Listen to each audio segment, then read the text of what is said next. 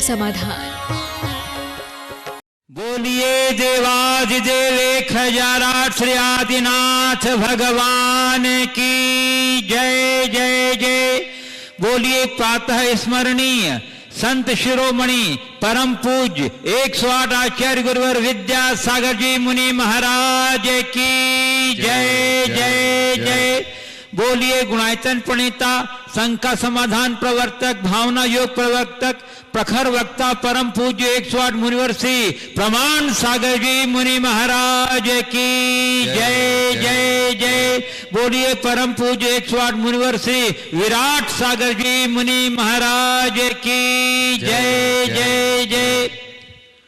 उपस्थित धर्म श्रद्धालु सज्जनों, माताओं एवं बहनों, मध्य प्रदेश के बड़वानी जिला अंतर्गत स्थित प्रकृति के सुरम्य वातावरण के मध्य 52 गजा चूलगिरी स्थित क्षेत्र के पावन परिसर में आयोजित आज के संघ का समाधान के कार्यक्रम में यहां उपस्थित स्थानीय श्रद्धालुजन तथा देश और विदेश के विभिन्न स्थानों से पधारे उपस्थित श्रद्धालुजन तथा उन सभी श्रद्धालुओं का जो आज यहाँ के आयोजित संघ का समाधान के कार्यक्रम का सीधा प्रसारण घर बैठे पारस चैनल, जिनवाणी चैनल एवं प्रमाणिक ऐप के माध्यम से देख रहे हैं, सुन रहे हैं, आनंद ले रहे हैं, मैं उन सबों का 52 गजा चूलगिरी सिद्ध क्षेत्र ट्रस्ट कमेटी एवं चातुर्मास धर्म प्रभावना समिति की ओर से हार्दिक हार्दिक अभिनंदन करता हूँ। स्नेहलतागंज इंदौर, इन्होंने भी जो है एक प्रतिमा सहस्कूट जिनालय में प्रदान की है। हम इनका भी सम्मान करते हैं और इनके भावों की अनुमोदना करते हैं। श्रीमती नैना जयंती लाल जी जैन झाबुआ मध्य प्रदेश के हमारे बीच में हैं। इन्होंने भी सहस्कूट जिनालय सह कीर्ति स्तंभ में एक प्रतिमा का पुण्यार्जन प्राप्त किया है। हम इनके भावों की अनुमोदना पूर्वक हार्दिक अभिनंदन करते हैं। शीघ्रता से इन सभी महानुभावों का सम्मान करें। हमें चलिए भैया सम्मान करें। सम्मान के पश्चात अपना अपना स्थान ग्रहण करें।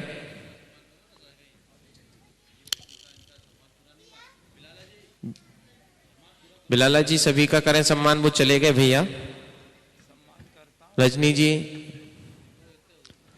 जी आइए, राकेश जी गोदा आइए, जल्दी आइए, शीघ्रता करें। बिलाला जी देखिए, रजनी जी रह गए हैं, राकेश जी गोदा हमारे प्रतिमा पुण्यार्जक परिवार हैं, इनका भी सम्मान करें। और बंधुओं, कुछ घोषणाएं हम यहाँ से कर रहे हैं। जीव दया के लिए प्रशांत विहार रोहिणी दिल्ली की जैन समाज की ओर से 1,11,000 रुपए की राशि दयोदय महासंघ के लिए दी गई है। हम उनके भावों की अनुमोदना करते हैं। श्री मगन जैन मयूर विहार दिल्ली से 11,000 रुपए की राशि की घोषणा उन्होंने की है। हम इन सभी दोनों महानुभावों को और सभी महानुभाव जिन्होंने प्रतिमा पुण्यार्जन के रूप में और जीव दया के रूप में अपनी उदार वृत्ति का परिचय दिया है, उनको साधुवाद और धन्यवाद प्रेषित करते हैं। अब हम चलते हैं संघ समाधान की ओर। प्रथम प्रश्नकर्ता के रूप में श्री पीके मोदी शरद मोदी सागर परिवार, और इसके बाद तैयार रहेंगे श्री सुनील सुनीता जैन देहरादून। हे गुरुवर, मोदी मकर परिवार का जो है सादर नमोस्तु नमोस्तु नमोस्तु। हे गुरुवर, मेरी शंका यह है कि घर में महिलाएं, पत्नी, माँ, ये सब जो है धार्मिक कार्यों में सहभागी होती सब कामों में, लेकिन जब श्री जी की प्रतिमा की प्रशस्ति लिखी जाती है तो उसमें सिर्फ पुरुषों के नाम रहते हैं, महिलाओं के क्यों नहीं रहते हैं? कृपया देखिए, ये सब अलग अलग परंपराएं हैं। मूल संघ की परंपराओं में जो प्रतिमाओं के लेख मिलते हैं, इसमें वर्तमान में इस तरह की कोई परिपाटी नहीं है। वंशावली के आधार पर उल्लेख किया जाता है। वस्तुतः प्रतिमाओं में प्रतिमा विराजमान कर्ता के लेख का चलन भी बहुत अर्वाचीन है, बहुत प्राचीन नहीं है। ये तो केवल वंशावली आदि को सुरक्षित रखने की दृष्टि से नाम अंकित कर दिया जाता है। इसलिए प्रतिमा में नाम अंकित हो या न हो, हृदय में भगवान अंकित होना चाहिए, दिमाग मत लगाइए। श्री सुनील सुनीता जी देहरादून, और तैयार रहेंगे श्री विपुल चांदुल जी जैन देहरादून। महाराज श्री के चरणों में देहरादून परिवार की तरफ से त्रिबार नमोस्तु नमोस्तु नमोस्तु। महाराज जी, बताया गया है कि जीव को अपने कर्मों की निर्जरा अपने पूर्व व वर्तमान के कार्यों, धार्मिक कार्यों के द्वारा होती है।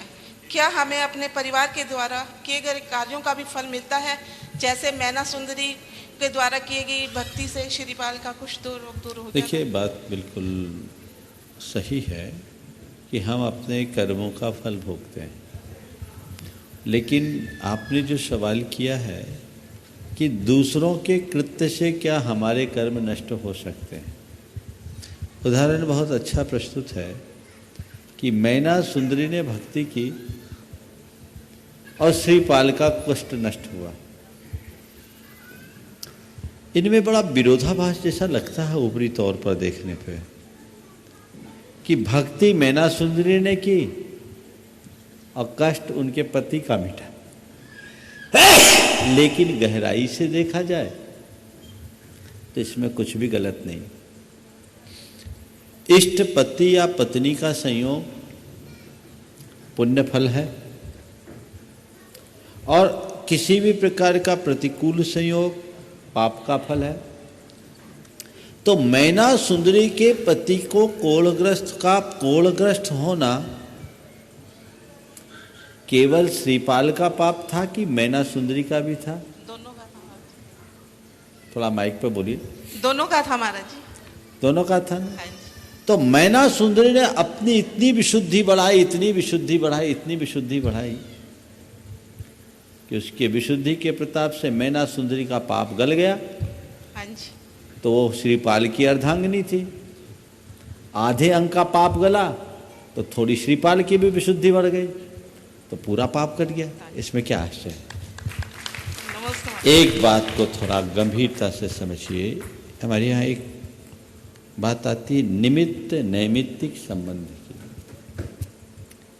एक के निमित्त से अनेक पाप के भागी होते हैं, तो एक के निमित्त से अनेक पुण्य के भी भागी होते हैं। किसी घर परिवार में अपराध एक आदमी करता है, बदनामी बोलो पूरे परिवार को मिलती है। क्यों? क्योंकि हम उससे जुड़े हुए। इसी तरह किसी परिवार में अच्छा काम कोई एक करता है, सुयश पूरे परिवार को मिलता है। हाँ जी। बात समझ में आ रही है? हाँ जी। इसका नाम है निमित्त नैमित्तिक संबंध। हाँ हाँ, ये पंडित जी बोल रहे हैं, डॉक्टर सोनल, कि एक व्यक्ति के कुंडली में 12 भाव प्रभावित करते हैं। अरे हमारे कर्मों की कुंडली में न जाने कितने भाव प्रभावित करते हैं। ये निमित्त नैमित्तिक संबंध है और इसे उसी रूप में देखना चाहिए। श्री विपुल चांदुल जी जैन देहरादून और तैयार रहेंगे श्री राजकुमार जी आशा बड़जात्या मोटी कतरा आगरा। नमोस्तु महाराज जी। मेरा प्रश्न ये है कि विज्ञान जो है वो प्रमाण पर आधारित है, पर धर्म, विश्वास और आस्था पर। तो प्राय हम देखते हैं कि इसमें विरोधाभास भी होता है। जैसे कि विज्ञान बोलता है कि धरती सूरज के चक्कर काटती है, लेकिन धर्म में आया है कि सूरज विमान जो है सुमेरु पर्वत के चारों तरफ घूमता है। तो इसमें सामंजस्य कैसे बिठाएं?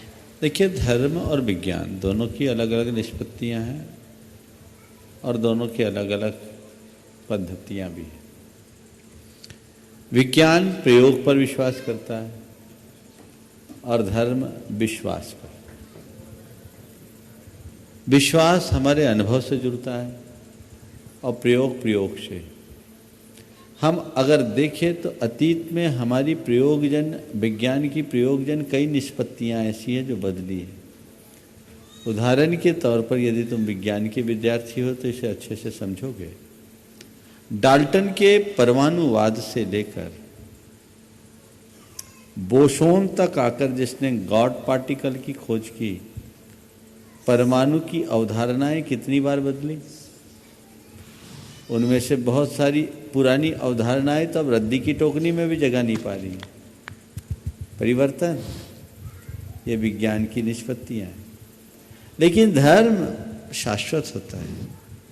धर्म में एक बार ये कहा गया कि राग से दुख है, हिंसा पाप है, तो आज कहा गया, आज से अनंत काल पहले भी कहा गया और अनंत काल बाद भी यही कहा जाएगा, उसमें कोई परिवर्तन नहीं।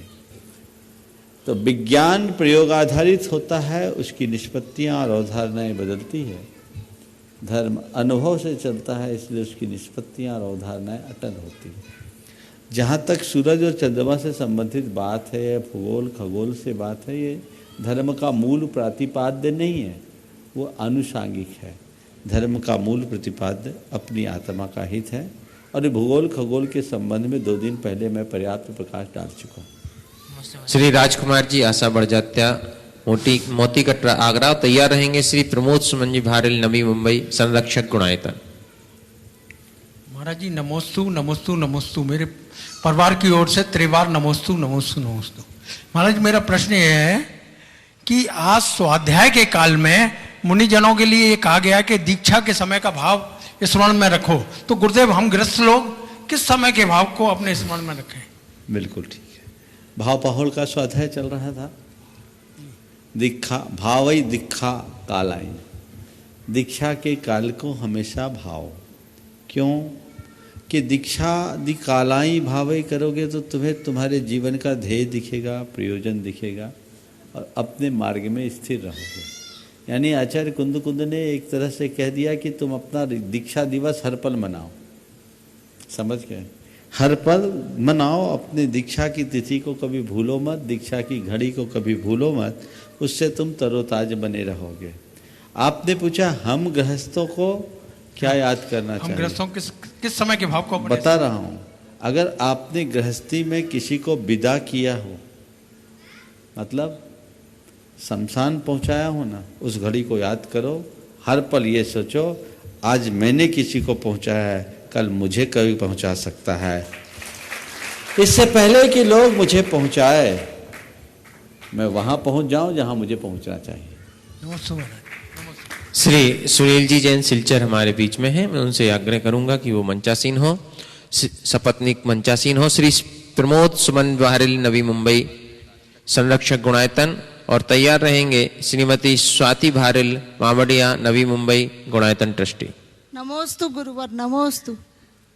पढ़ा है कि सीता जी का जीव 16वें स्वर्ग में गया है, लेकिन वो नरक में 16वें स्वर्ग का जीव बाहर निकल नहीं सकता, तो कैसे नरक में? आपकी बात समझ गया। देखिए हाँ। हमारे जैन पुराणों में ऐसी कथा आती है कि सीता जी ने महान तपस्या की। जैन पुराणों के अनुसार उन्होंने पृथ्वीमती आयरिका के पास मुनि आयरिका दीक्षा ली, 36 दिन तक की तपस्या करी, और उस तपस्या के परिणाम स्वरूप वो 16वें स्वर्ग में प्रतीन्द्र बनी और अतिशीघ्र मुक्ति को पाएंगे। रावण नरक गया। आने वाले दिनों में रावण तीर्थंकर बनेगा, और सीता जी के साथ भी उसके भोग का संबंध है। जैन पद्म पुराण में ऐसा वर्णन आता है कि रावण को संबोधनार्थ वह इंद्र प्रतीन्द्र नरक में गया था। ये केवल पद्म पुराण का प्रसंग है। हमारे आगम के जो सिद्धांत ग्रंथ है उनके अनुसार ये बात संयुक्तिक नहीं है, क्योंकि शुक्ल लेशा वाले देव मेरु पर्वत के मूल से नीचे गमन नहीं करते, और रावण तो तीसरे नरक में बैठा हुआ है। अब वो चला गया तो इसे एक कथा के रूप में ही देखना चाहिए, बाकी इसकी सैद्धांतिक दृष्टि से प्रामाणिकता संदिग्ध है। श्री कमल जी जैन रांची हमारे बीच में हैं, मैं उनसे भी निवेदन करूंगा कि वो मंचासीन हो। श्रीमती स्वाति भारल मामडिया नवी मुंबई राष्ट्र गुणायतन ट्रस्टी, और तैयार रहेंगे एकता जैन कैलिफोर्निया यूएसए। 3 बार नमोस्तु गुरुवर। मेरा प्रश्न ये है कि ये जो आजकल ड्रोन की टेक्नोलॉजी आई है और मिनी ड्रोन्स डेवलप हुए हैं, और आजकल ये मिनी ड्रोन्स इतने ख़तरनाक हो गए हैं कि व्हाट्सएप पे मैसेजेस घूम रहे हैं काफ़ी कि ड्रोन्स एक आर्मी को वाइप आउट कर सकते हैं। कम से कम 1000 से ज़्यादा मिनी ड्रोन्स छोड़ के पूरी की पूरी आर्मी वाइप आउट हो सकती है। मेरा प्रश्न ये है गुरुवर कि हम जैनी लोग इस तरह के मैसेज एक दूसरे को व्हाट्सएप पे भेज के टेक्नोलॉजी की वाहवाही कर रहे हैं, तो क्या ये ठीक है? हम अपने आप को अहिंसक कहना चाहेंगे और उसके बावजूद हम अच्छे सोशल ग्रुप्स में मतलब काफ़ी नामी ग्रुप्स में हम ये टाइप के मैसेजेस भेज रहे हैं, तो इस पर आपका क्या आपका रिस्पॉन्स रहेगा? आपके जो सोशल मीडिया में खासकर व्हाट्सएप में जिस तरह के मैसेजेस चलते हैं ना, मैं तो सदैव इनके बारे में कहता हूँ ये फालतू के काम है, इसमें दिमाग लगाना ही बेवकूफ़ी है और अपने समय को बर्बाद करना है। हमें इस तरह के मैसेजेस पर बिल्कुल विश्वास नहीं करना चाहिए, न इस तरह के मैसेजों को प्रवर्तित करना चाहिए। व्हाट्सएप एक बहुत अच्छा माध्यम है नेटवर्क जोड़ के रखने का और कम्युनिकेशन का, लेकिन आज जिस तरह से उसका प्रयोग हो रहा है ये बहुत ही गंदा है और इसके बड़े दुष्परिणाम आ रहे हैं। इसलिए जागरूकता तो सबको होनी चाहिए। जहाँ तक ड्रोन के विषय में आपने मुझे बताया, आज मैंने पहली बार सुना, मुझे इसका पता नहीं, क्योंकि मैं व्हाट्सएप तो देखता नहीं, ना मीडिया से सीधे जुड़ा रहता हूँ, लेकिन जितना आपने बताया और मैंने समझा उसके आधार पर मैं ये कह सकता हूँ जैसा कि जिसमें हिंसा है, तो ये तो हर व्यक्ति को इसका विवेक रहना चाहिए कि मैं भी कोई भी मैसेज पहुँचाता हूँ, फैलाता हूँ, उसमें किसी भी प्रकार की हिंसा हो तो हमें उससे बचना चाहिए। ये तो ड्रोन क्यों छोड़िए, आजकल शब्दों के ड्रोन कितने चल रहे हैं, वो उससे भयानक है। एक दूसरे पर घात प्रतिघात की प्रवृत्ति कितनी प्रबल हो गई है, महाभयावह है। हमें उनके प्रति बहुत जागरूक होना चाहिए। कोई भी संदेश दूसरों तक तभी फैलाइए जब उसमें सच्चाई हो और लोगों की भलाई हो, अच्छाई हो। सच्चाई हो और भलाई ना हो तो उसे स्वीकार न करें। भलाई भी हो और सच्चाई भी हो, उन्हें फैलाना चाहिए। तो ये इस तरह के मैसेज जिसमें हिंसा का समर्थन है उसको प्रसारित करना, हिंसा को प्रसारित करना है, जो एक प्रकार से घोर पाप का कर्म है। श्रीमती एकता जैन कैलिफोर्निया यूएसए और तैयार रहेंगे श्री नितिन जैन कैलिफोर्निया यूएसए। बोलिए। महाराज जी नमोस्तु नमोस्तु नमोस्तु। महाराज जी मेरे मन में एक छोटी सी शंका है। बचपन से हमने पढ़ा सीखा कि मन में करुणा के भाव होने चाहिए, तो कभी भी किसी का कोई दुख परेशानी देखते थे, कोई पीड़ा देखती थी मैं, तो बहुत मन में करुणा होती थी कि अरे इसको ये दुख हो रहा है, इसको ये तकलीफ़ हो रही है। लेकिन धीरे धीरे महसूस किया कि जो भी कभी किसी के लिए देख के दुख हुआ वो अपने ही जीवन में खुद को ही झेलना पड़ा मुझे औरों का नहीं पता, लेकिन मेरे साथ तो बचपन से ऐसा होता आया है। किसी का भी दुख देखा, महीने में, 2 महीने में, 3 महीने में वो दुख मेरे ऊपर ही आकर के पड़ा। तो मुझे अब धीरे धीरे जो है मन से करुणा ख़त्म होती जा रही है कि फिर ये मुझे भी झेलना पड़ेगा, तो मैं क्यों किसी के लिए करुणा करूं? जो उन्होंने कर्म करे हैं वो उनको काटने पड़ रहे हैं, मैं किसी के लिए करुणा नहीं करूंगी। मन में मेरे धीरे धीरे ऐसा होने लगा। मुझे समझ नहीं आता कि करुणा करूं आगे के नहीं करूं। थोड़ी देखिए, बात थोड़ा गंभीर और संवेदनशील भी है, समझिए। दूसरों के दुख को देखकर करुणा करना हमारा धर्म है, पर दूसरों के दुख से व्याकुल चित्त हो जाना अच्छी बात नहीं। अपना धर्म मानकर हम करुणा करें और उनके दुख के निवारण का यथासंभव प्रयास करें, लेकिन उस दुख को नोटिस में लेकर अपने मन को दुखी करना उचित नहीं है। आज के समय में लॉ ऑफ अट्रैक्शन का सिद्धांत कहता है कि आप दूसरे के दुख को अगर अपनाएंगे तो कहीं ना कहीं से आपके भीतर दुख प्रकट हो जाएगा। तो हमारे यहाँ कहा गया है कि करुणा भाव रखो पर मोह भाव से मुक्त होकर, दया भाव के साथ करुणा भाव रखो। आपने जो अभी कहा कि अब मेरे अंदर की करुणा समाप्त हो गई और मुझे लगता है कि सब अपने अपने कर्मों का फल भोगेंगे, मैं क्या करूं, ये थोड़ा सा नकारात्मक दृष्टिकोण है। इसमें थोड़ा संशोधन कीजिए। करुणा करते समय भी आप ये मत सोचिए कि मैं इनके करुणा करके, इन पर करुणा करके इनके कष्ट को दूर कर रही हूँ।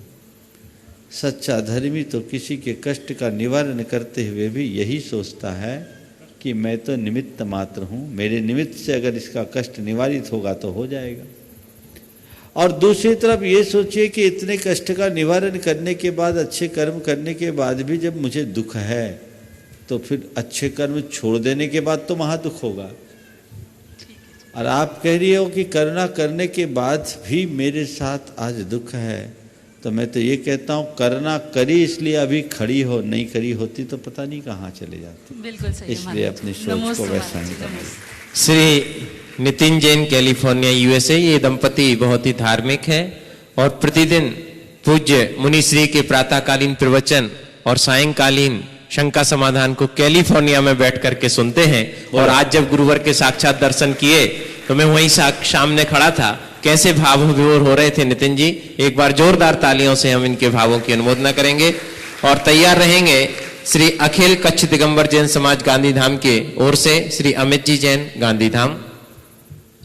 महाराज जी नमोस्तु नमोस्तु नमोस्तु। मेरा ये सवाल है महाराज, क्या आज के युग में विदेश में अपने दिगंबर जैन मंदिर होने चाहिए, और अगर होने चाहिए तो उनका मूल उद्देश्य क्या होना चाहिए? देखिए, मंदिर तो जहाँ जहाँ जैनी वहाँ होना चाहिए।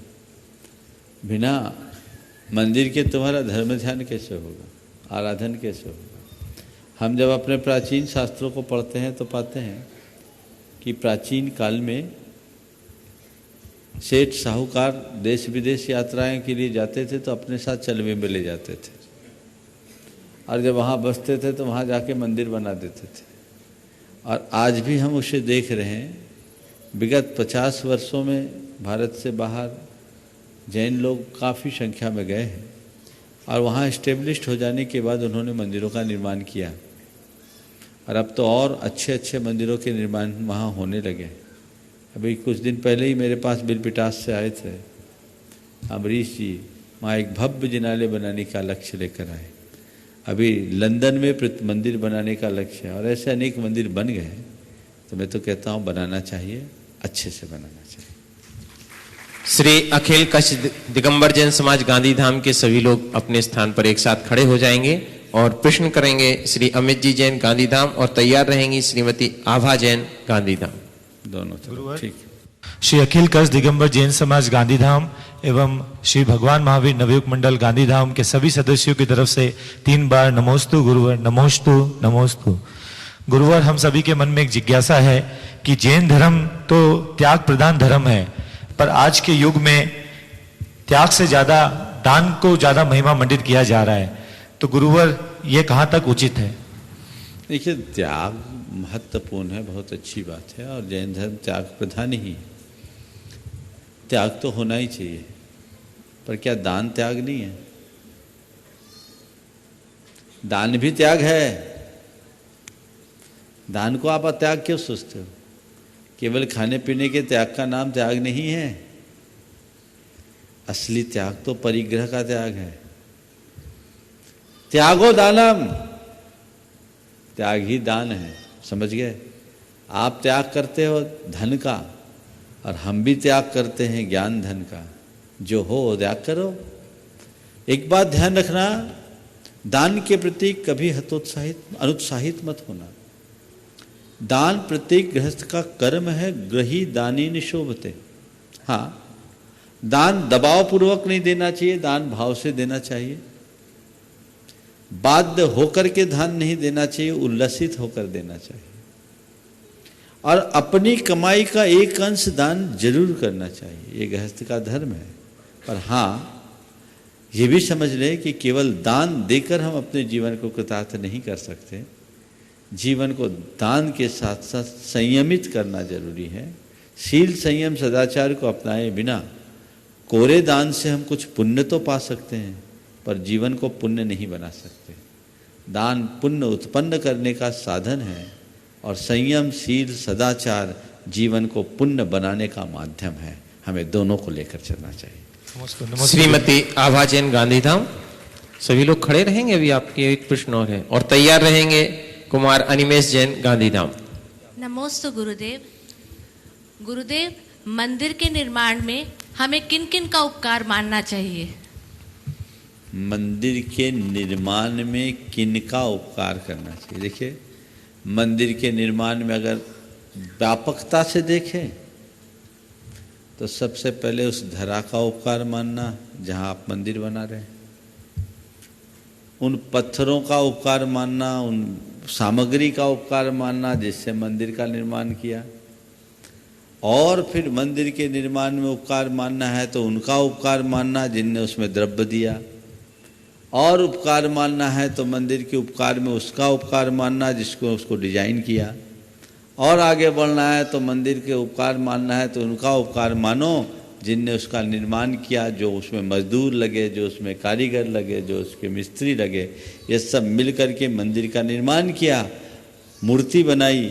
मूर्ति बनाने वाले शिल्पी का उपकार मानो, और फिर उपकार मानो उनका जिनने प्रतिष्ठा कराई प्रतिष्ठाचार्य का, और उपकार मानो उनका जिनने प्रतिष्ठा का आयोजन संपन्न किया उस समाज का, और उपकार मानो उनका जिनने पत्थर को भगवान बनाकर प्राण प्रतिष्ठा की। ऐसे गुरु का सबका उपकार मानकर अपना उद्धार कर। कुमार अनिमेश जैन गांधीधाम, और तैयार रहेंगे श्री राकेश जी गोधा इंदौर। मेरा और मेरे परिवार की तरफ से 12 बार नमोस्तु महाराज जी। मेरा प्रश्न है, वस्तु हमें जैसी होती है वैसी दिखती है या जैसी हम देखना चाहते हैं वैसी दिखती है? आप क्या समझते हो? बहुत अच्छा वाक्य पकड़ा। वस्तु जैसी होती है वैसी नहीं दिखती, हम उसे जैसा देखते हैं हमें वैसी दिखती है। समझ गए? बहुत सुंदर। नमस्ते महाराज। श्री राकेश जी गोधा इंदौर, और तैयार रहेंगी श्रीमती रजनी गोधा इंदौर।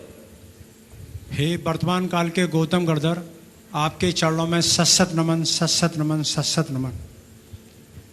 हे महाराज श्री, कहते हैं सोबत का असर आता है और सोबत का असर आता और नहीं भी आता है। जैसे विभीषण रावण के घर पर आया लेकिन रावण नहीं बन सका, कैकेयी राम जी के घर में रही लेकिन राम जी न बन सकी। तो महाराज जी, क्या बनना बिगड़ना क्या भाग्य के अधीन है या कर्मों के अधीन है? देखिए, बात बिल्कुल सही है। बनना बिगड़ना सब कुछ भाग्य के अधीन नहीं है, हमारे कर्म पर भी निर्भर है। हमारे यहाँ एक कहावत है कि कोयल का जन्म कौवे को घोंसलों में होता है, लेकिन फिर भी कोयल का बच्चा जिसे कौवा मादा कौवा सेती है उसके अंडे को कोयल नहीं सेती। मादा कौवा जिसके अंडे को सेती है और मादा कौवा के परवरिश से जिसका विकास होता है, वो कोयल भी जब उड़ता है उसके पर लगते हैं तो उसके मुख से मधुर कूक फूटती है, काँव काँव नहीं। मैंने कौवे की संगति में रह करके भी कोयल अपनी मधुरता को सुरक्षित रख सकता है। जो महान आत्मा होते हैं, जिनका व्यक्तित्व गहरा होता है, जिनका पुण्य प्रबल होता है, उनके लिए दूसरे निमित्त ज़्यादा प्रभावी नहीं होते। लेकिन जो दुर्बल लोग होते हैं, जो क्षीण पुण्य होते हैं, उनके लिए छोटे छोटे निमित्त भी प्रभावित कर देते हैं। तो हमें संगति के असर को कभी नज़रअंदाज नहीं करना चाहिए। एक कहावत है, जैसी संगत वैसी रंगत। इसे आपेक्षिक रूप से स्वीकार कर लेना चाहिए। आज के संदर्भ में मैं आप सबसे कहूँगा कि आज यहाँ कोयल जैसे लोग कम हैं, कोयल जैसे लोग कम हैं, मक्खियों की तरह भिनभिनाने वाले लोग ज़्यादा हैं। तो हमें अपने आप को बचाना है और हम कहीं उनसे प्रभावित ना हो जाए। एक कीड़ा होता है, यहाँ भी उसने घोंसला बनाया। देखिए, संगति का असर बताता हूँ। एक बिल बना रखा है 2 दिन से इसी पे। वो क्या करता है, वो पतंगा है, जैसे आप ततैया है ना, वो कीड़ों को पकड़ के लाती है और ला करके एक मिट्टी के उसमें बंद कर देती है। मैंने देखा परसों मेरे प्रवचन के दरमियान उसने एक कर्म कर लिया और उसमें कीड़े लाई इतने बड़े बड़े, और कीड़ों को ला करके उसमें रखती है और उसको सील पैक कर देती है। सील पैक करने के बाद उसमें भिनभिनाती है और भिनभिनाने के बाद कुछ दिन बाद उसमें जो कीड़ा है, ऐसा कहा जाता है, वो वापस वही ततैया बन जाता है और उस छेद को फोड़ करके बाहर निकलता है। ये संगति का असर है। अब 2-4 दिन में मैं देख रहा हूँ उसकी प्रतीक्षा करके कब होगा। तो मैंने कहीं पढ़ा था ये बात, अब मैंने देखा यहाँ ये प्रयोग सामने दिख रहा है क्या होता है। तो ऐसी कहावत है कि उसकी संगति में रहकर कीड़ा भी ततैया बन जाता है। तो ये स्थिति है, हम संगति के प्रभाव को कभी नज़रअंदाज नहीं कर सकते। श्रीमती रजनी गोधा इंदौर और तैयार रहेंगे श्री शिखर चंद जी, श्रीमती मिथिलेश जी जैन झांसी। नमोस्तु नमोस्तु नमोस्तु महाराज। शिक्षक और सड़क दोनों एक जैसे होते हैं, खुद जहाँ हैं वहीं पर रहते हैं, मगर दूसरों को उनकी मंजिल पर पहुँचा देते हैं। तो महाराज श्री, ऐसे में हम क्या करें, हमको भी अपनी मंजिल मिल जाए। शिक्षक और सड़क दोनों एक जैसे होते हैं, खुद जहाँ हैं पर सामने वाले को अपनी मंजिल पहुंचा देते हैं। आपने पूछा ऐसी स्थिति में हम क्या करें कि हमें भी अपनी मंजिल बन जाए। तो मैं तो यही कहता हूँ, शिक्षक का उपयोग करो, सड़क का आलम्बन लो, अपनी मंजिल पहुंच जाए। श्री शिखर चंद जी मिथिलेश जी जैन झांसी और तैयार रहेंगे श्रीमती पुष्पा गंगवाल इंदौर, पुणायतन ट्रस्टी। मेरे गुरुवर के चरणों में त्रिकाल नमोस्तु महाराज जी, नमोस्तु नमोस्तु नमोस्तु। महाराज जी, आज के इस शंका समाधान में मेरी छोटी शंका आपके चरणों में प्रस्तुत है। जीवन काटना और जीवन का आनंद लेना, इन दोनों में अंतर कैसे बिठाएं तथा ऐसा क्या करें कि जीवन के हर क्षण का आनंद ले सकें, उसका भरपूर उपभोग कर सकें। जीवन काटना और जीवन का आनंद लेना, इसमें क्या अंतर है? एक किस्सा सुना दूं। एक जगह एक मंदिर बन रहा था। उस मंदिर में अनेक मजदूर काम कर रहे थे। इसी मध्य किसी संत का उधर से गुजरना हुआ। संत ने काम करते हुए मजदूर के निकट जाकर पूछा, भैया क्या कर रहे हो? उसने कहा, पत्थर तोड़ रहा। उसके चेहरे पर बड़ी बेरुखी थी और उसी मुद्रा में कहा, दिखता नहीं, अंधे हो क्या, पत्थर तोड़ रहा। संत मुस्कुरा कर आगे बढ़ गए। थोड़ी दूर पर एक दूसरा मजदूर वही काम कर रहा था। संत ने उससे जाकर पूछा कि बंधुवर क्या कर रहे हो? उसने बड़ी विवशता और लाचारी के साथ कहा, पेट पाल रहा। थोड़ी दूरी पर तीसरा मजदूर भी वही काम कर रहा था और वो मुख से कुछ गीत गुनगुना रहा था। संत उसके पास पहुंचे, बोले, भैया क्या कर रहे हो? उसने विव्वल भाव से बोला, मंदिर बना रहा हूं, भगवान का मंदिर बना रहा हूं। क्रिया एक, परिणति अलग। पहला पत्थर तोड़ रहा है, उसमें वेरुखी है। दूसरा पेट पाल रहा है, उसमें विवशता है, लाचारी है। और तीसरा मंदिर बना रहा है, उसमें विवलता है, आनंद है। दृष्टिकोण को बदलिए, हर पल अपनी सोच को सकारात्मक बनाइए, जीवन कटेंगे नहीं, आनंद का रस मिलेगा। हाँ। श्रीमती पुष्पा गंगवाल इंदौर और तैयार रहेंगे कुमारी पेजल जैन विदिशा। परम उपकारी गुरुवर नमोस्तु। गुरुवर, वैचारिक कृपणता और वैचारिक प्रदूषण में क्या अंतर है और दोनों में कौन ज्यादा घातक है? आज सुबह मैंने अपने प्रवचन में वैचारिक कृपणता की बात की थी। आपने पूछा वैचारिक कृपणता और वैचारिक प्रदूषण में क्या अंतर है। जहाँ कृपणता वहाँ प्रदूषण होगी। विचारों में उदार होंगे तो प्रदूषण नहीं होगा। देखिए, आप लोग गाड़ी चलाते हैं ना, तो गाड़ी चलाने में पेट्रोल की गाड़ी को अगर केरोसिन से चलाते तो पॉल्यूशन बढ़ता है कि घटता है? आप लोगों की गाड़ियों में पॉल्यूशन चेकिंग भी होती है ना जगह जगह। उसके मानक क्या होते हैं, सही फ्यूल दे रहा है कि नहीं दे रहा है, और इससे धुआं सही निकल रहा है कि नहीं निकल रहा है। जो अपनी गाड़ी को उदारता से मेंटेन करते हैं उनकी गाड़ी फिट रहती है, और जो गाड़ी को मेंटेन करने में कंजूस रहते हैं वो ज़्यादा धुआं उगलता है। तो जो कृपण होते हैं वो कंजूस होते हैं, वो प्रदूषण फैलाते हैं, और जो उदार होते हैं वो प्रदूषण मिटाते हैं। इसलिए वैचारिक कृपणता को प्रदूषण का जन्मदाता मानने में कुछ भी गलत नहीं। कुमारी पेजुल जैन विदिशा और तैयार रहेंगे तीर्थ जैन विदिशा। नमोस्तु महर्षि, मेरा प्रश्न ये है कि मैं कभी भी कोई भी अच्छा या बेकार दूसरा कार्य करती हूँ तब भी मेरे मन में हमेशा नेगेटिव विचार पहले आते हैं और पॉजिटिव बाद में। ऐसा क्यों होता है? देखिए, किसी किसी का ऐसा स्वभाव सा बन जाता है, एक लंबे समय तक नेगेटिव फीलिंग के कारण इस तरह के भाव आ जाते हैं। लेकिन मेरा आपसे सुझाव है, इससे बचना अगर आप चाहती हूँ तो नियमित 3 महीने तक भावना योग करो, विचारों में आमूल चूल परिवर्तन घटित हो। महाराज जी, मैंने भावना योग करना शुरू तो कर दिया ना, अब प्रतीक्षा करो। चलो। कुमार तीर्थ जैन विदिशा और तैयार रहेंगी श्रीमती प्रगति चंक्रेश्वरा, विजयपुर, कर्नाटक। नमोस्तु महाराज जी, मेरा प्रश्न यह है कि महाराज जी, मैंने कल नेमावड़ में एक कबूतर को नमोकार मन सुनाया मरते वक्त, तो महाराज जी इसका मुझे क्या फल मिलेगा और उसे अच्छी कीर्ति मिलेगी? देखो, अपने फल के लोभ से सुनाना अच्छी बात नहीं है। अगर तुमने सुनाया और कबूतर ने सुन लिया तो कबूतर तो तर गया, उसको तो फल मिल ही गया। तुम्हें मिले या ना मिले, लेकिन कबूतर को फल मिलेगा और उसे याद रहेगा ना, तो तुम्हारे साथ दोस्ती निभाने जरूर आएगा।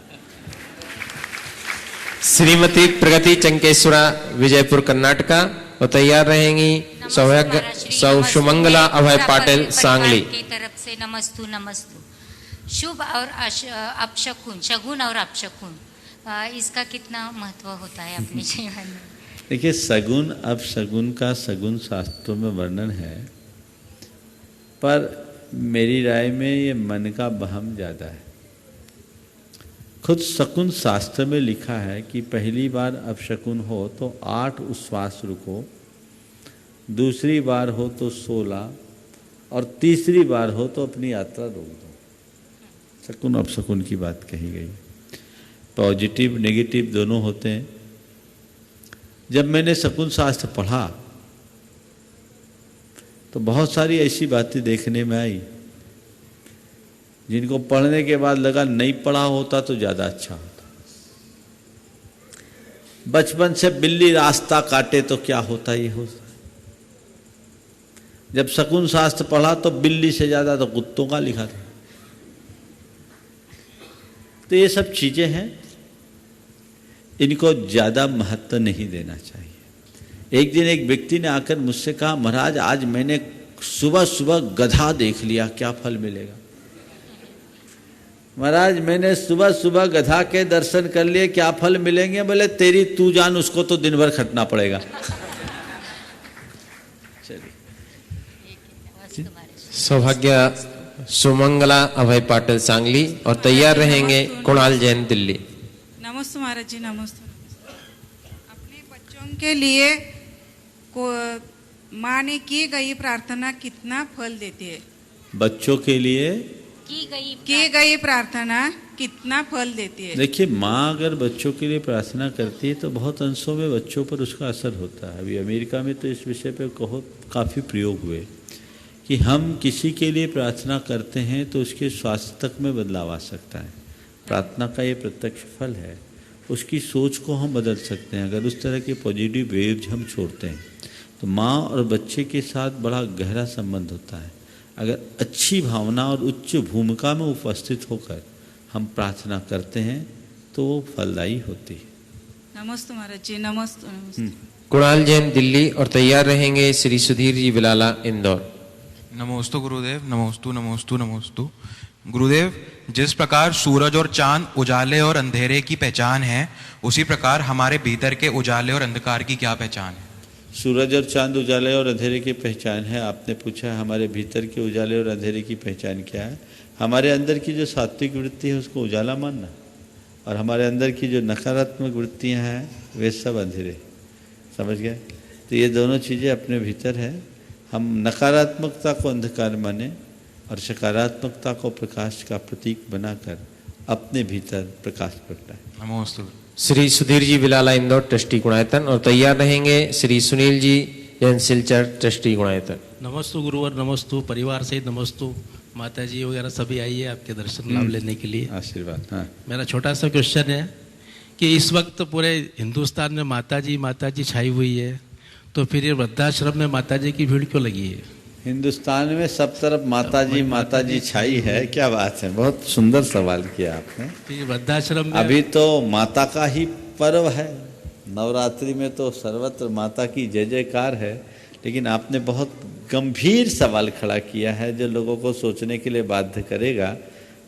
हो सकता है व्हाट्सएप पे भी चला होगा, लेकिन ये सवाल बहुत गंभीर है कि सर्वत्र माता की जय जयकार है, तो माताओं के लिए आपके जाकर के वृद्धाश्रम का की जरूरत क्या। और थोड़ा पीछे चले जाओ, अभी तो माता की जय जयकार है, इससे पहले 15 दिन श्राद्ध पक्ष मनाया गया, तो वहाँ पूरे पुरखों के लिए माता के साथ पिता को भी श्राद्ध तर्पण दिया गया। फिर भी हमारे वृद्धाश्रमों की संख्या दिनों दिन बढ़ रही है।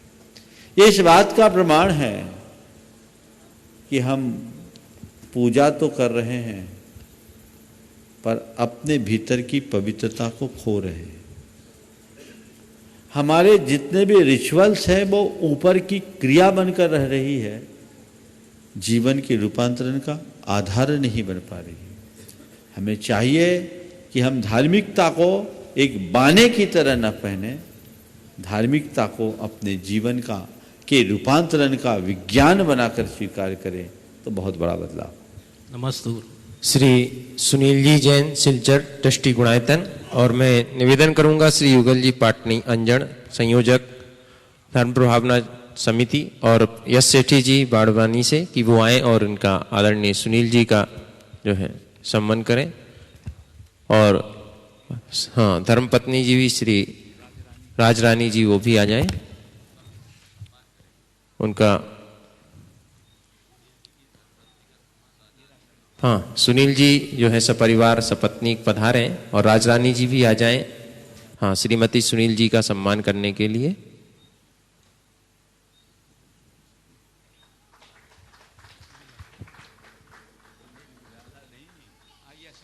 सुनील जी जैन सिलचर वो पीछे हैं, उनका सम्मान करना है। हाँ सुनील जी का भी, सुनील जी सिलचर का। चलिए हाँ चलिए, अब सुनील जी जो है द्वितीय सुनील जी का सम्मान करेंगे। हाँ और श्रीमती सुनील जी सिलचर का भी सम्मान करें, राजरानी जी हैं।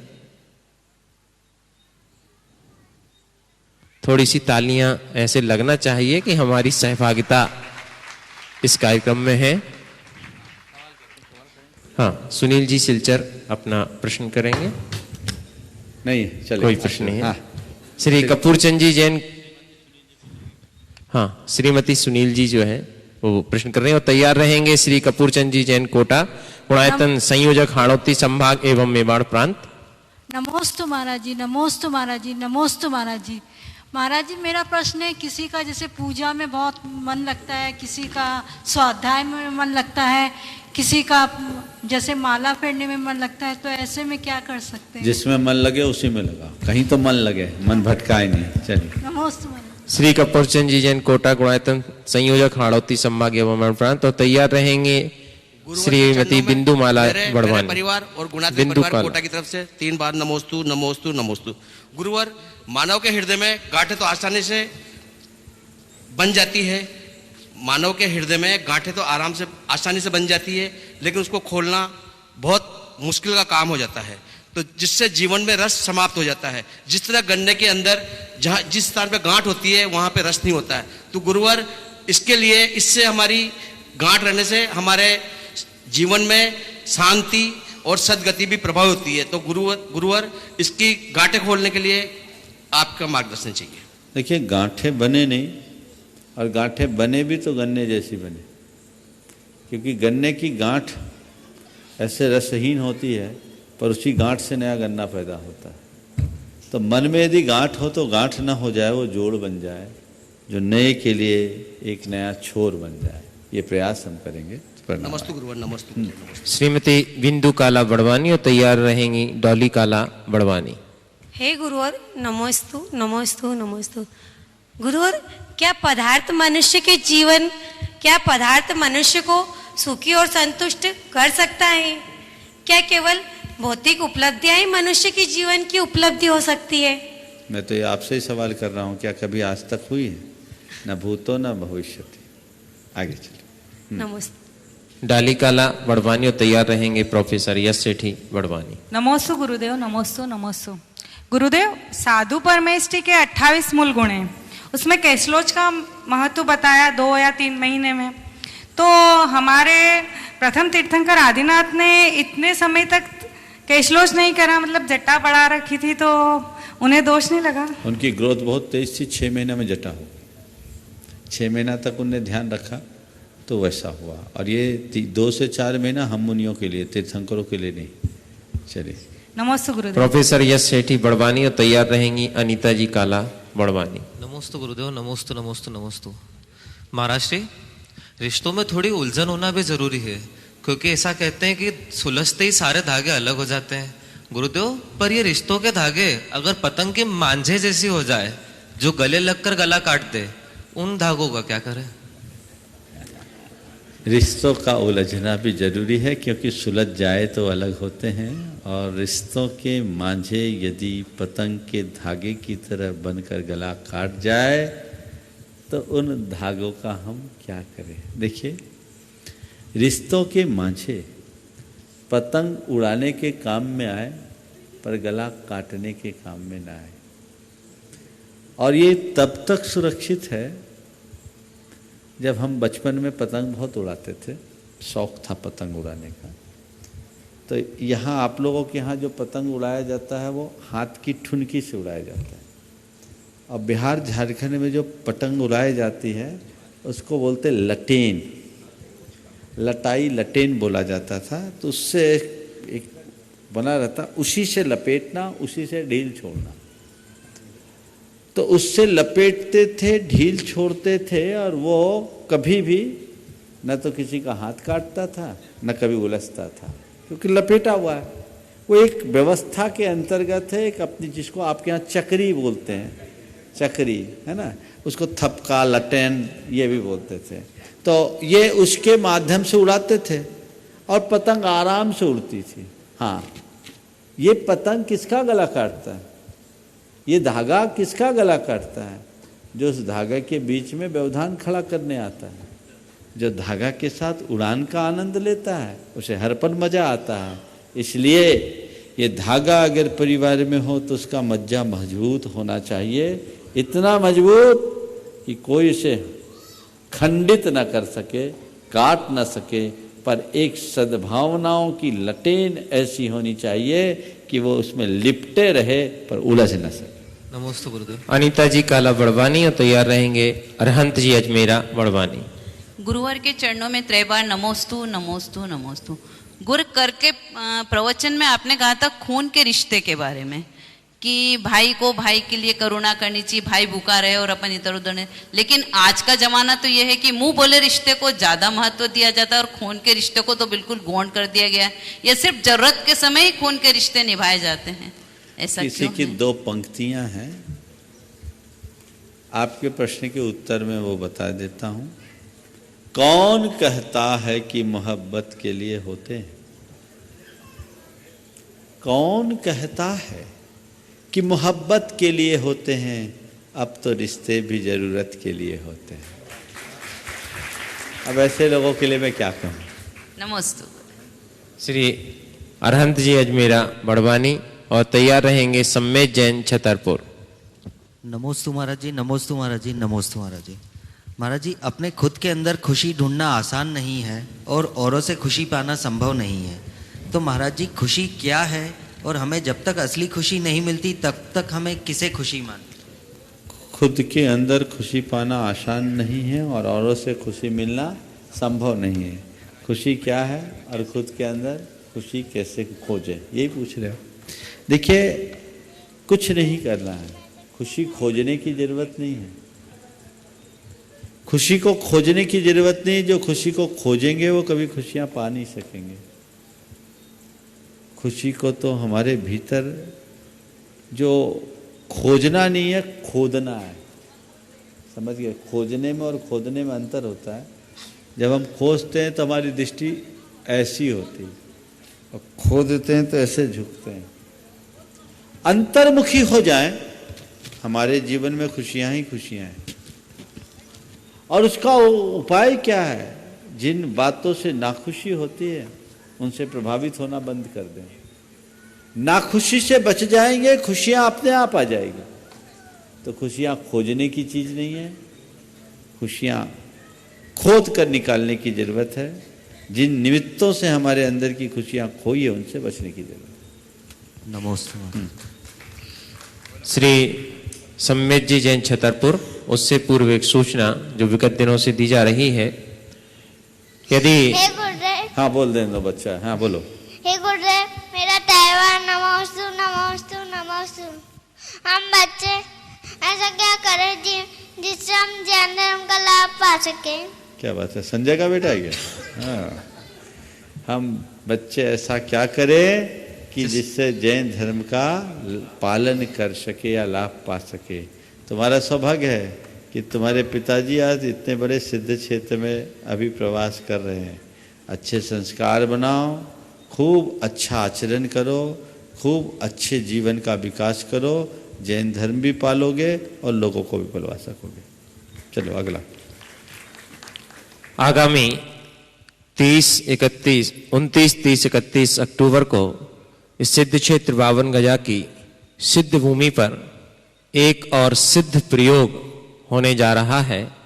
आज की भौतिकतावादी पीढ़ी को धर्ममुखी और संस्कारित बनाने के लिए पूज्य गुरुवर के मंगल सानिध्य में और उनकी सत्संग सन्निधि में उपस्थिति में उनके द्वारा भावना योग शिविर का आयोजन किया जा रहा है, जो कि हमारे समाज के उन नौनिहालों और उस युवा तरुणाई को संस्कारित करने का एक मूलभूत उपक्रम है, जो कि उस स्थिति में है कि जिस स्थिति में थोड़ी सी भी फिसलन जीवन भर के लिए हमें दिशाहीन और गतिहीन बना सकती है। ऐसे पंजीयन जो है, ऐसे जो भी अपने बच्चों को 15 वर्ष से लेकर के 25 वर्ष तक के आयु के बच्चों को उस भावना योग शिविर में भेजना चाहते हैं, वो लोग अपना मुनि प्रमाण सागर .net और प्रमाणिक ऐप के माध्यम से अपना पंजीयन करा सकते हैं। पंजीयन शुल्क मात्र 500 रुपये उसमें रखा गया है और उसके स्थान सीमित हैं। मात्र 200 शिविरार्थियों को उसमें प्रवेश मिलेगा और जिसमें से 100 से अधिक प्रविष्टियां हमारे पास आ गई हैं और अपना स्थान शीघ्रता से सुनिश्चित करें। और ये स्थान वास्तव में इस शिविर के लिए सुनिश्चित नहीं करना है, बल्कि अपने जीवन में आनंद का और सही दिशा का स्थान सुनिश्चित करने का उपक्रम है। हम अपने पुरुषार्थ को सही दिशा दे सकें ताकि हमारे जीवन की दशा सही हो सके। इसके लिए जरूर अपने नौनिहालों और अपनी युवा तरुणाई को इस भावना योग शिविर में भेजें और उनको संस्कारित करें ताकि उनका जीवन सद्गति को प्राप्त हो और उनका जीवन आनंदित बन सके। अगले प्रश्नकर्ता के रूप में श्रीमती सीमा जैन गांधीधाम से हमारे बीच में है। श्रीमती सीमा जैन गांधीधाम। नमोस्तु गुरुवर, नमोस्तु गुरुवर, नमोस्तु गुरुवर। गुरुवर, हमेशा हमारे मन में अनेकों परिणाम आते रहते हैं, जाते रहते हैं। कभी कभी बहुत अच्छे विचार आते हैं और फिर कहीं कुछ खराब देख लेते हैं तो थोड़े से समय के लिए मन भटक जाता है, परिणाम बदल जाते हैं। तो गुरुवर, ऐसा क्या करें कि अच्छे परिणाम, अच्छे विचार, सुविचार लंबे समय तक या कहें कि अंत समय तक मेरे साथ बने रहें, प्लीज। देखिए, बात सही है। हमारे भाव या परिणाम परिस्थितियों से प्रभावित होते हैं और जैसा एनवायरनमेंट हमें मिलता है हमारे परिणाम वैसे हो जाते हैं, ये स्वभाव है। पर अगर हम धीरे धीरे अपना अभ्यास जारी रखें तो परिस्थितियों से हम अप्रभावित रहने की क्षमता अपने भीतर विकसित कर सकते हैं। अगर छोटे छोटे निमित्तों से हम प्रभावित होते रहेंगे तो अपने जीवन को न तो सुखी बना सकेंगे न पवित्र बना सकेंगे। अपने जीवन को स्थायी रूप से सुखी या पवित्र बनाने के लिए हमें चाहिए कि हम इनसे अप्रभावित रहने की क्षमता विकसित करें। निमित्तों से अप्रभावित रहने की क्षमता विकसित करने के लिए मैं आपसे 2 बातें कहूँगा। पहला तो नियमित भावना योग करें। अगर आप भावना योग नियमित करें, जो लगभग 35 से 45 मिनट का सेशन है, वो आप करें। आपने बताया क्या क्या सिस्टम, QR क्या सिस्टम है? यस, माइक से बोल दे भाई। QR कोड जो है एक जनरेट किया गया है, हम उसको स्कैन करेंगे तो प्रमाणिक ऐप जो है अपने आप। गुरुदेव, QR कोड एक जनरेट हुआ है जिसको स्कैन करने पे भावना योग की लिंक डायरेक्ट चालू हो जाएगी। हमें बार बार यूट्यूब पर जाके उसके सर्च करने की जरूरत नहीं है, सीधा स्कैन करते से गुरुदेव का भावना योग शुरू हो जाएगा। तो मैं आप सबसे कह रहा था नियमित भावना योग करें। ये आपको स्वस्थ, संयत, सहज और सकारात्मक बनने में मदद करेगी। ये नियमित अभ्यास कीजिए। और दूसरा, एक छोटा प्रयोग, भावना योग तो आपको एक रोज एक निश्चित समय पर करना है। दूसरा, जब भी कोई ऐसी परिस्थितियां आपको प्रभावित करने लगे, उसी समय आप अपने भीतर अवेयरनेस लाइए और मन में बार बार दोहराइए कि नहीं, मुझे इससे प्रभावित नहीं होना है, मुझे स्थिर रहना है, मुझे बहना नहीं है, मुझे थमना है। ये बात अगर अपने मन में बार बार दोहराएंगे तो बहुत जल्दी आप इन सब पर नियंत्रण करने में सक्षम हो जाएंगे। इस प्रकार आज के इस सत्र को परम पूज्य गुरुदेव के चरणों में नमन अर्पित करते हुए यहीं पर विराम। बोलिए परम पूज्य आचार्य गुरुवर श्री विद्यासागर जी महाराज। बोलिए परम ब्रह्म श्री प्रमाण सागर जी महाराज की जय। श्री विराट सागर जी महाराज की बंधुओं, मैं आपको बता दूं कि प्रतिदिन यहाँ जिनालय में प्रातः 7:30 बजे से जिनाभिषेक की प्रक्रिया।